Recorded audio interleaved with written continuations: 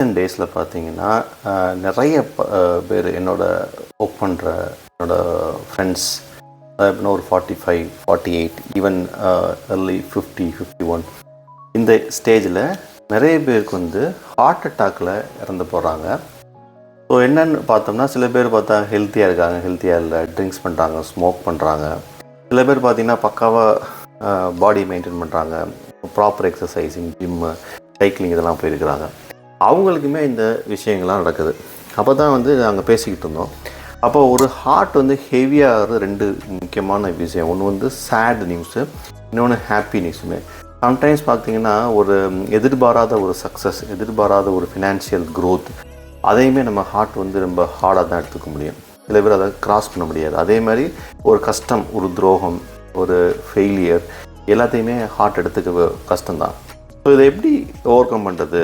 நீங்கள் வந்து ஒரு ஹெல்த்தியாக இருந்தாலும், மென்டலி ஸ்ட்ராங்காக இருந்தாலும், இந்த மாதிரி சுச்சுவேஷனில் ஹார்ட் ஹெவி ஆகிறத வந்து எப்படி கிராஸ் பண்ணுறது அப்படிங்கிறது தான் இங்கே பயங்கர கொஸ்டின். அதை நிறைய பேர் லேர்ன் பண்ணிக்க முடியல.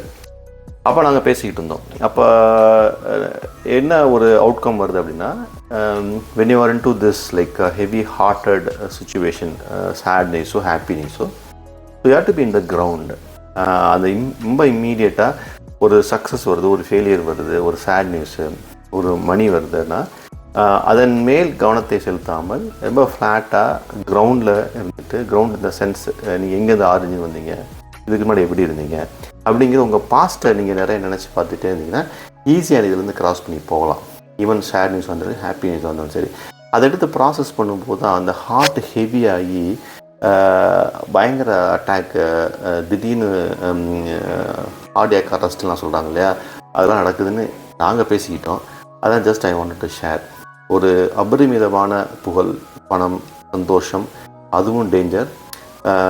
ஒரு துரோகம், சேட் நியூஸு, ஃபெயிலியர் அதுவுமே வந்து டேஞ்சர் தான். பட் இது ரெண்டையுமே பேலன்ஸ்டாக ஒரே மாதிரி கிராஸ் பண்ணால் மட்டும்தான் இங்கே சக்ஸஸ்ஃபுல்லாக வாழ முடியும். அதை தெரிஞ்சுக்கிட்டேன். ரொம்ப ரொம்ப கேர்ஃபுல்லாக இந்த மாதிரி சுச்சுவேஷனை மேனேஜ் பண்ணுங்கள். ஹார்ட் வந்து ரொம்ப இன்னோசென்ட்டானது. அதனால் எதையுமே திடீர்னு ஹாப்பி நியூஸும் எடுத்துக்க முடியாது, சேட் நியூஸும் எடுத்துக்க முடியாது. ஸோ நம்ம தான் வந்து ஹெல்ப் பண்ணி கிராஸ் பண்ணி போகணும்.